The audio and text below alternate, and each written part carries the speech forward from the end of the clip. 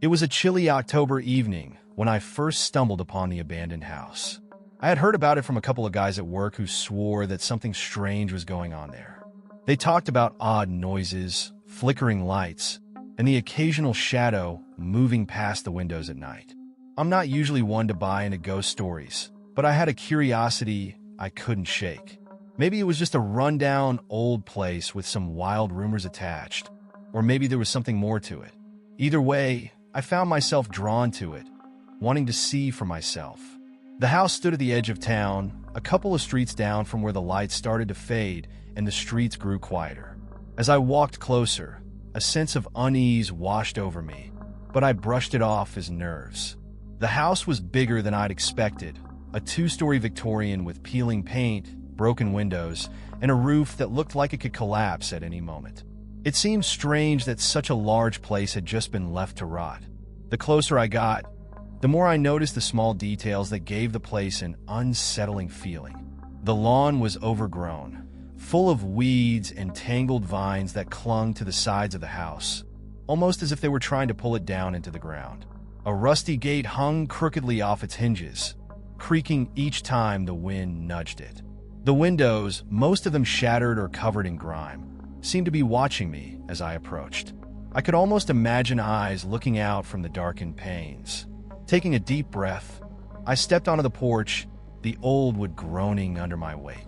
The smell hit me immediately, a thick, stale odor that reminded me of something forgotten for far too long. I pushed the front door, which swung open with an eerie ease, as though it had been waiting for me.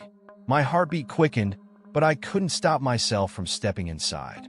The air inside was colder, and the silence felt thick, almost unnatural. I stood in the entryway, letting my eyes adjust to the dim light that seeped through the dirty windows. Dust particles floated in the air, catching the faint glow of the late afternoon. The place had an almost suffocating stillness to it, like it was holding its breath, waiting. As I moved deeper into the house, the floors creaked underfoot, each step echoing through the empty rooms. The wallpaper was peeling, revealing faded patches of wood beneath. Old, tattered furniture sat abandoned, covered in dust and cobwebs, as though someone had left in a hurry and never returned. On a small table in the corner, I noticed a few faded photos scattered, their faces blurred with age. I couldn't make out the expressions, but the way the figures stood, almost stiffly posed, made me feel like I was intruding on something private. I tried to ignore the prickle of fear crawling up my spine. I reminded myself that I was alone in here, that the only danger was probably a loose floorboard or a rat hiding in the walls. But the longer I stayed, the stronger the feeling grew, as if I were being watched. My mind raced with every creak and rustle, every shadow that seemed to flicker in the corner of my vision. Still, I pushed on, determined to explore. At the back of the house, I found a narrow hallway that led to a door. Something about this door was different. It looked newer, less worn, as though it had been used recently. I reached out, feeling the smooth, cold surface under my fingertips. A strange sensation came over me, a mix of dread and anticipation. Part of me wanted to turn back, to leave before I found out what was behind that door. But the other part, the curious part that had brought me here in the first place, couldn't resist. I stood before the door, my hand lingering on the handle, feeling a strange chill run through my fingers. It wasn't just the cold air of the house, but something deeper, something that felt unnatural. I swallowed hard, my heart pounding as I took a deep breath, then finally twisted the handle and pushed the door open. It creaked, loud and reluctant, as if it hadn't been opened in years, though its appearance suggested otherwise. Beyond the door was a narrow staircase, descending into darkness. A stale, musty smell drifted up from below, more intense than anything I had encountered in the house so far. The scent was thick and earthy, with a hint of something sour. I hesitated, letting my eyes adjust, but even in the dim light, I couldn't make out much of what lay below. Only the shadowy outline of steps that seemed to vanish into a dense black void. My mind conjured images of what could be waiting for me down there, and every thought was worse than the last. But something pulled me forward, an unsettling curiosity, that I couldn't shake. I had come this far. I couldn't turn back now. Slowly, I began my descent. Each step groaned under my weight, echoing off the narrow walls, and I realized how deep the basement must be. The further down I went, the colder it became. I felt the air pressing in around me, thick and almost oppressive, as if it wanted to force me back up the stairs. But I kept going, gripping the wooden railing that seemed to splinter under my touch. Finally, I reached the bottom, stepping onto the cold concrete floor. The darkness was all-consuming, pressing in from every side. I took out my phone, using its flashlight to cut through the blackness. The beam was weak, but it was enough to reveal a few feet in front of me. The basement was larger than I'd imagined, stretching out in both directions, with rough concrete walls that looked damp and stained. Broken shelves lined the walls, cluttered with what appeared to be rusty tools, cans, and other things I couldn't quite make out. But my eyes were drawn to something more immediate. Strange markings painted on the walls in a faded, almost reddish-brown color. Symbols and words I didn't understand, looping and twisting in chaotic patterns. It looked like some kind of ritual, like someone had been down here, using this place for something beyond my comprehension. As I shone my light over the symbols, I thought I heard something, a faint scuffling sound coming from somewhere in the shadows. My heart leaped, and I quickly spun around, my flashlight darting across the room. But there was nothing, just the eerie silence that filled the space. I tried to tell myself it was just the house settling, or maybe a small animal trapped down here, but a nagging feeling told me otherwise. I took a few steps further into the basement, feeling the dampness seep through the soles of my shoes. The floor was uneven, covered in patches of mold and dark stains that made my stomach churn. The smell was stronger here, thick and rotten, and I had to fight the urge to cover my nose. My flashlight flickered, the light weakening, and I muttered a curse under my breath, giving it a quick shake. And then I heard it again. This time, there was no mistaking it, a slow, dragging sound like something scraping against the floor. My pulse quickened, and I forced myself to stay calm, to remind myself that it was probably nothing, just my imagination or maybe a stray animal hiding in the shadows. But the sound grew louder, more distinct, and my body froze, my instincts screaming at me to run. I took a shaky step backward, my light still trained on the empty space before me.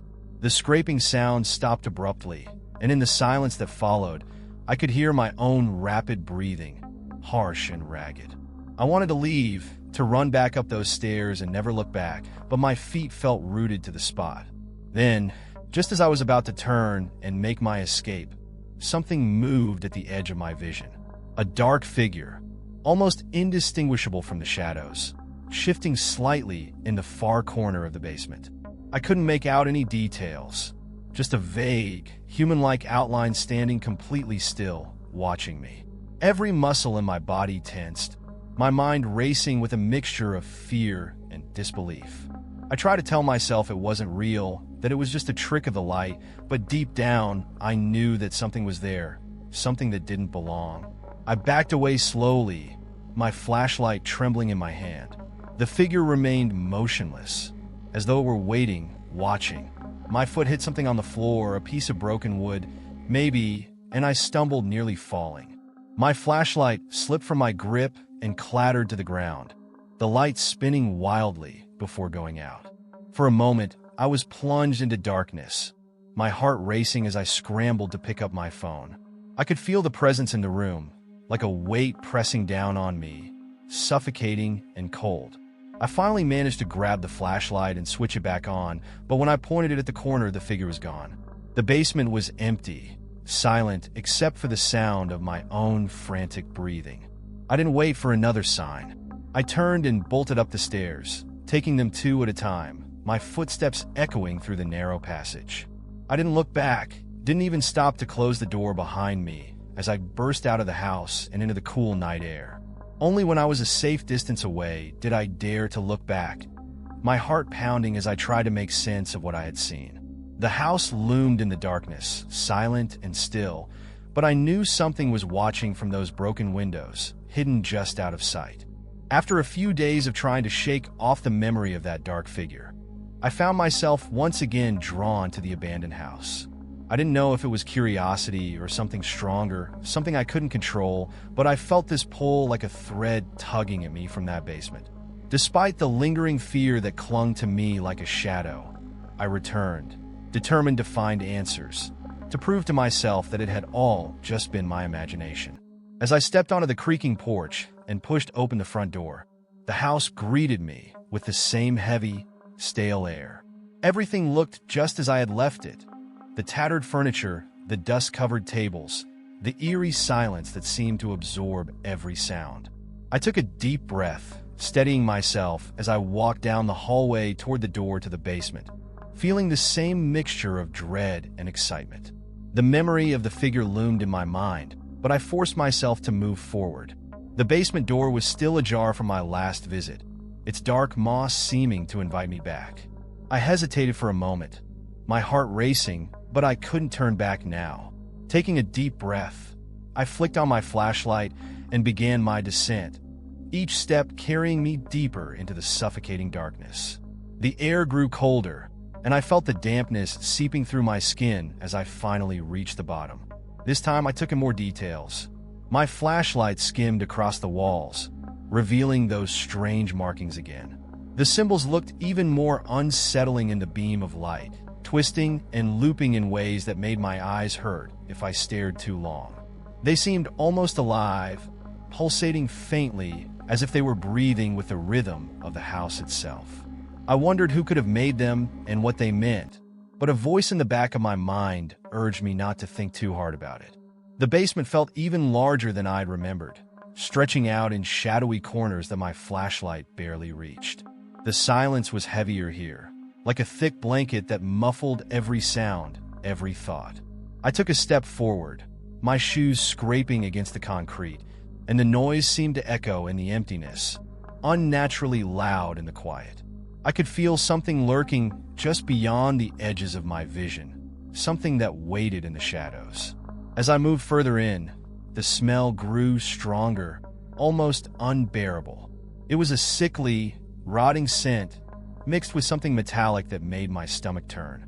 My flashlight caught a glimpse of what looked like an old, rusted chair in the corner, its metal legs streaked with stains I didn't want to identify. Other objects littered the floor, broken bottles, twisted metal, scraps of cloth, all scattered as if someone had left in a hurry, abandoning whatever dark work they had been doing down here. My light flickered for a moment, causing my heart to leap. I slapped it gently, and it steadied, casting its weak beam over the room. I tried to steady my breathing, focusing on the small circle of light, but I couldn't shake the feeling that something was watching me. My eyes were drawn to the far end of the room, where a heavy, rusted iron door stood against the wall. It was covered in scratches, like someone had clawed at it in a desperate attempt to escape. I shivered, feeling the weight of that door pressing on me, daring me to open it. I approached the door slowly, every step feeling heavier than the last. My fingers brushed against the cold, rough surface, and I felt a sudden chill race down my spine. The air seemed to thicken, pressing against me, as if the very room were alive, urging me to turn the handle, to uncover whatever secrets lay beyond. I hesitated, a voice in the back of my mind screaming at me to stop, to leave while I still could. But I couldn't. My hand gripped the handle, fingers trembling as I turned it slowly.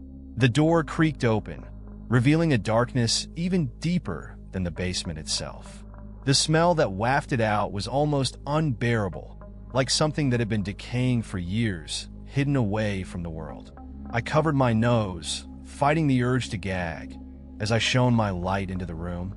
The beam illuminated a small space, barely larger than a closet, with walls covered in more of those strange markings. In the center of the room, there was a small pile of bones, arranged in a way that looked almost ritualistic, like some kind of offering. My breath caught, and I took a step back, my mind racing.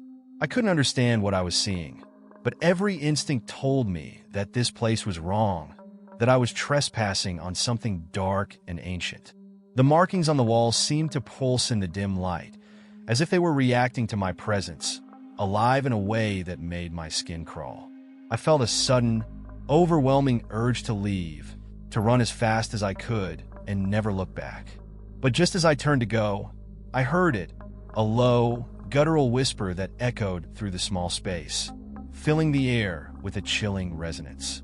It was a voice, barely audible, but unmistakably there, speaking in a language I couldn't understand. My heart pounded as I tried to make out the words, but they slipped through my mind like water, impossible to grasp. The voice grew louder, filling the room, and I felt a cold hand of terror grip my chest, freezing me in place. I stumbled backward, my flashlight slipping from my hand and clattering to the floor.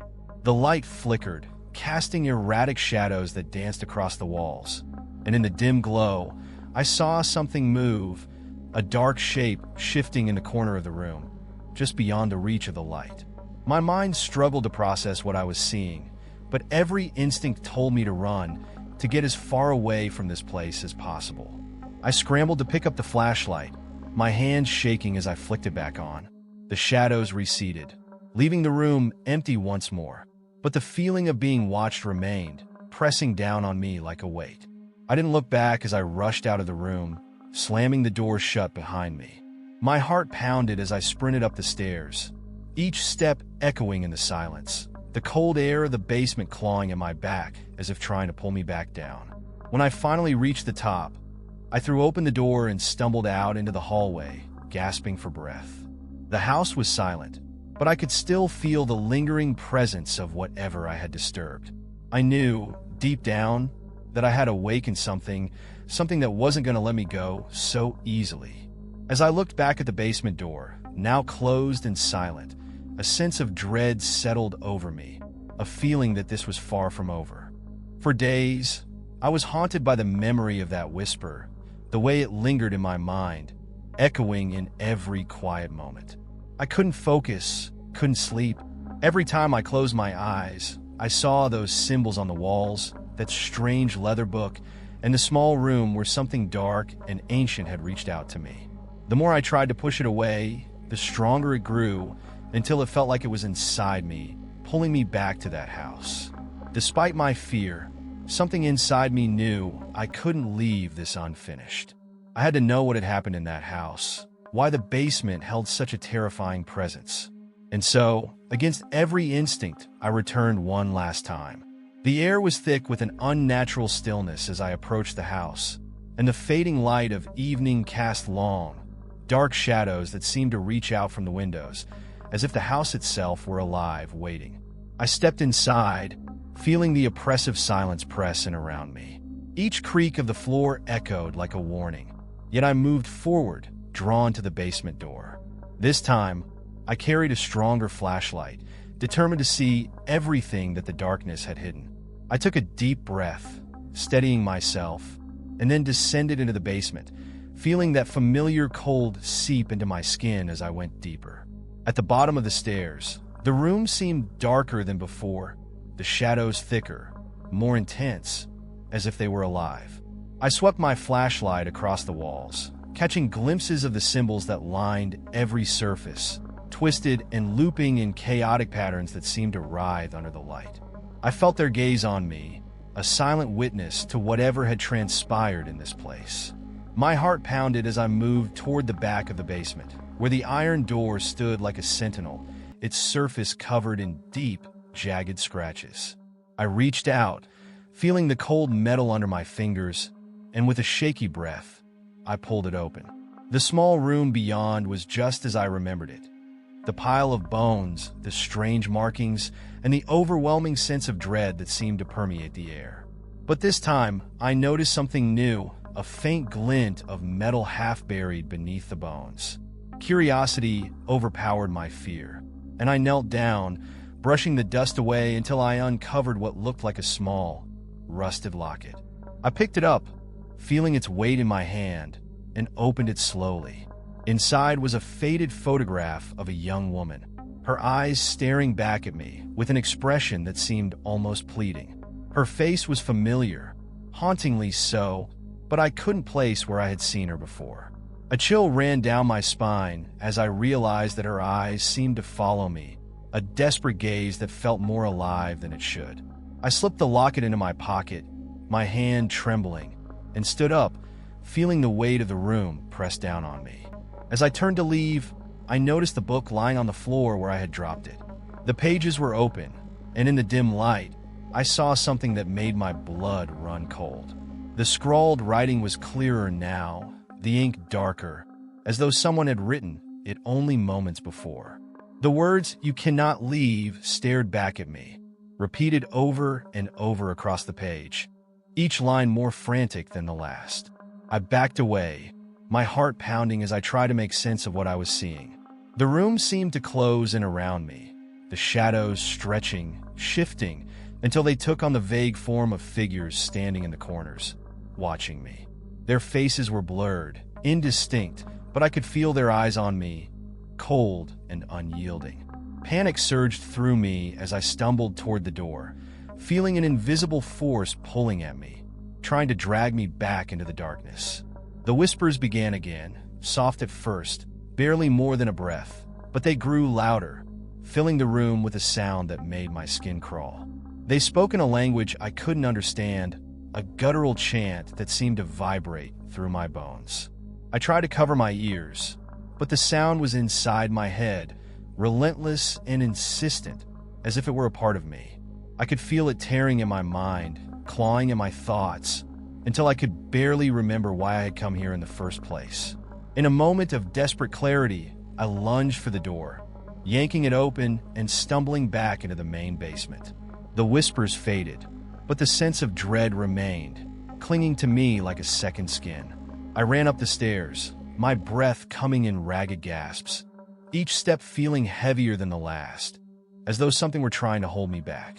The air was thick, suffocating, and I could feel a presence pressing down on me, filling the house with a silent, malevolent rage.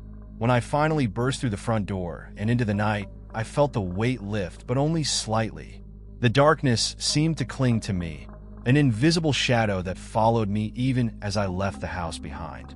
I knew, deep down, that I had uncovered something that would never let me go, something that had claimed me the moment I stepped into that basement. The whispers lingered in my mind, faint but persistent, a constant reminder that I was no longer alone. As I walked away from the house, the locket in my pocket felt heavy, its cold metal pressing against my leg with each step. I couldn't bring myself to throw it away, even though I knew it was tied to whatever haunted that basement. Part of me wanted to keep it, to understand the story of the woman whose eyes had stared back at me with such desperation. But another part of me knew that keeping it meant inviting that darkness into my life, carrying a piece of that house with me wherever I went. I stopped at the edge of the property, looking back at the house one last time. The windows were dark, empty, but I could feel something watching me from within, something that knew I had taken a part of it with me. I turned and walked away, the whispers echoing in my mind. The days following my second visit to the abandoned house were sleepless. Every night, the whispers returned, echoing in the corners of my mind, intertwining with my dreams. I couldn't escape the feeling that something had followed me out, a lingering presence that clung to me like a shadow. The locket I had found weighed heavily in my pocket, a constant reminder of the mysteries I had unearthed. Determined to understand what was happening, I began researching the house's history. Local archives and old newspapers became my sanctuary, pages yellowed with age revealing snippets of a past long forgotten. The house had once belonged to the Harrington family, a name that surfaced repeatedly in accounts of strange occurrences and unexplained disappearances. According to one article from the 1920s, the family had been torn apart by tragedy and madness, culminating in the mysterious disappearance of the youngest daughter, Eleanor Harrington. Eleanor's story was particularly haunting. She had been a bright, spirited girl, beloved by the community. But her behavior had become erratic in her final months, marked by nightly excursions into the basement, where she conducted rituals that no one could understand. Her disappearance coincided with a series of unsettling events reported by neighbors. Flickering lights, unexplained noises, and sightings of a shadowy figure roaming the property at night. The house had been abandoned shortly after, the Harringtons never to be seen again. Armed with this new information, I felt a renewed sense of purpose. Eleanor's spirit seemed to be trapped within the walls of that basement, and perhaps the symbols in the book I had found were remnants of her desperate attempts to communicate or appease whatever force had taken her. I knew I had to return, not just to uncover the truth, but to help release her from whatever torment bound her to that place. One evening, under a sky thick with clouds that threatened rain, I made my way back to the house. The atmosphere felt heavier, as if the very air was aware of my return. The front door welcomed me back with an ominous creak, and I stepped inside, the stale odor greeting me like an old, unwelcome friend. The house seemed to recognize me, the silence pressing in as I navigated through the familiar yet foreboding halls. I headed straight for the basement, the memories of my previous visits fueling my determination. As I descended the stairs, the temperature dropped noticeably, my breath visible in the dim light of my flashlight. The basement awaited, unchanged yet somehow more alive, the symbols on the walls pulsating faintly as if reacting to my presence. This time, I approached the iron door with a different mindset. The locket around my neck felt warm against my skin, a stark contrast to the coldness of the basement. I reached out, my fingers brushing the door handle, and took a deep breath before pushing it open. The room beyond was the same eerie space I had seen before, but now I noticed additional details that had eluded me previously. A circle of candles in the center, long extinguished but still marked on the floor, and an altar adorned with faded photographs of the Harrington family. Kneeling beside the altar, I opened the leather book once more. The entries were fragmented, but one passage stood out clearly. Eleanor's plea echoes through time, seeking release from the chains that bind her spirit. Only by understanding her sorrow can peace be restored. It became evident that Eleanor had been trying to break free, but something had gone terribly wrong. As I pondered these words, the room seemed to shift. The air grew thick, and the temperature plummeted further. The shadows lengthened, coalescing into shapes that moved with purpose. I felt a presence drawing closer, the oppressive weight of its intent pressing down on me. The whispers intensified, now forming coherent words that chilled me to the bone. Help us. Realizing that Eleanor's spirit, along with whatever dark force held her, was reaching out for assistance, I knew what I had to do. I began to speak aloud, my voice steady despite the fear gripping me. Eleanor, I want to help you. Tell me what I need to do. The room responded immediately. The symbols on the walls glowed faintly, and the air seemed to vibrate with energy. The shadows parted, revealing the figure of a young woman, Eleanor. Her eyes were hollow, filled with sorrow and desperation. She extended her hand towards me, a silent plea for salvation. Following her gaze, I noticed the remnants of a ritual that had clearly been interrupted. To free her, I needed to complete what she had started. The book provided the necessary instructions, detailing a series of steps to cleanse the basement and sever the ties that bound her spirit. I began to follow the rites, each action precise and deliberate, chanting the words inscribed in the book. As I performed the final incantation, a surge of energy enveloped the room. The candles flared to life, their flames dancing with an ethereal light. Eleanor's form began to dissipate, her expression softening as peace replaced the torment in her eyes. The oppressive presence that had haunted the basement lifted, the air clearing as if a heavy fog had been lifted. With the ritual complete, the basement felt lighter, the darkness receding. Eleanor's spirit gave a final, grateful smile before fading into the light, her essence finally at rest.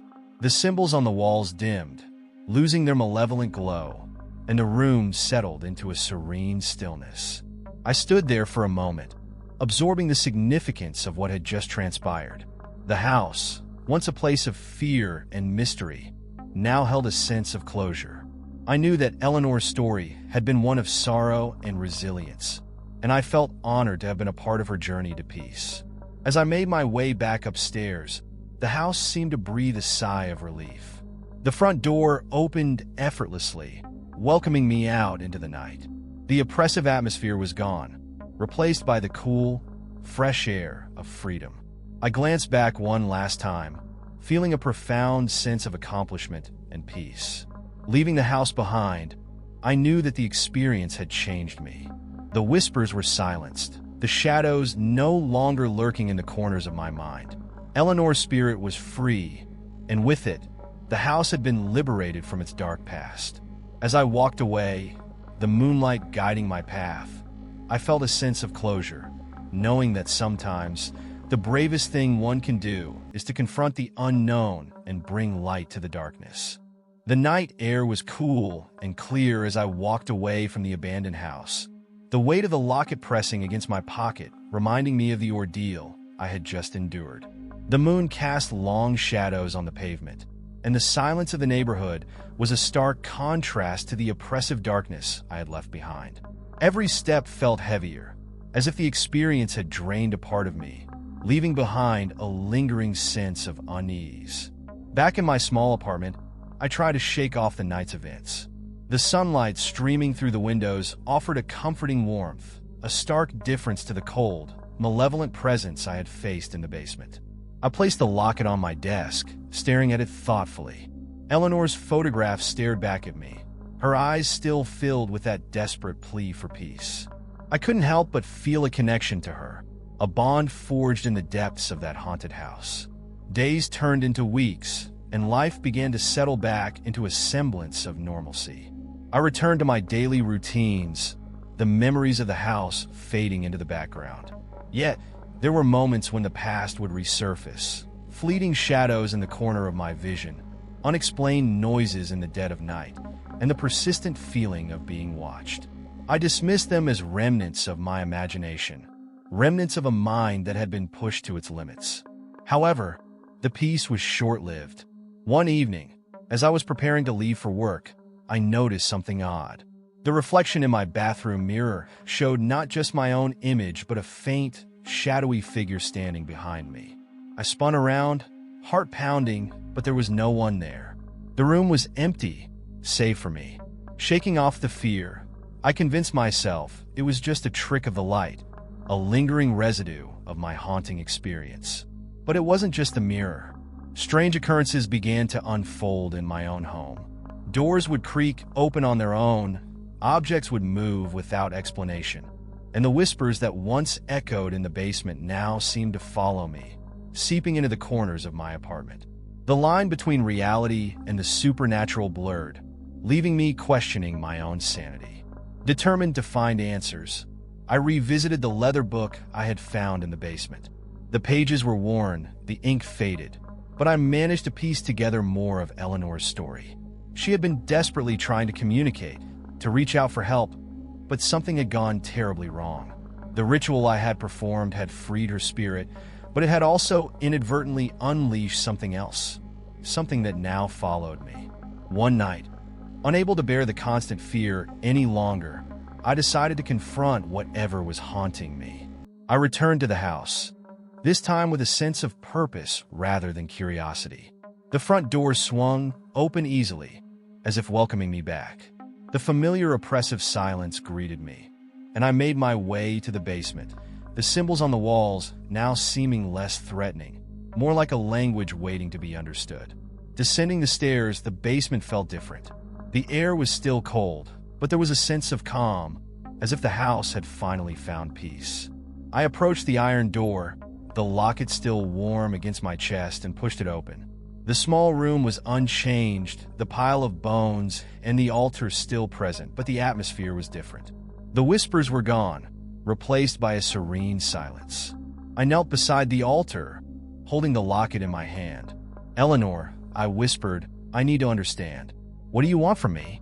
The room remained silent, but I felt a presence, a gentle warmth that surrounded me.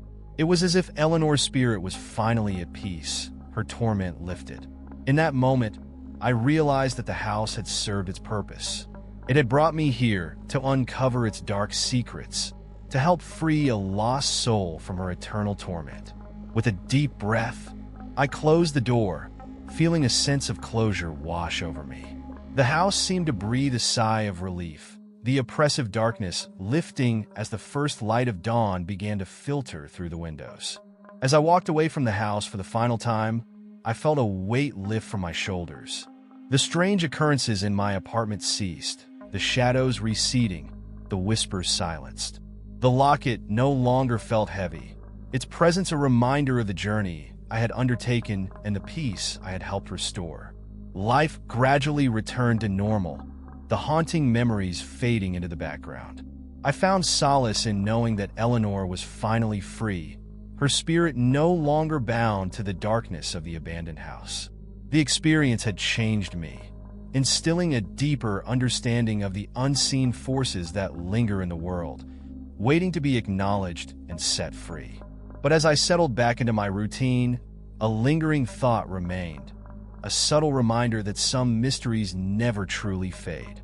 Occasionally, when the night was particularly still, I would catch a glimpse of movement in my peripheral vision or hear a faint echo of a whisper, reminding me that the line between the living and the dead is thinner than we imagine. Yet I no longer feared it.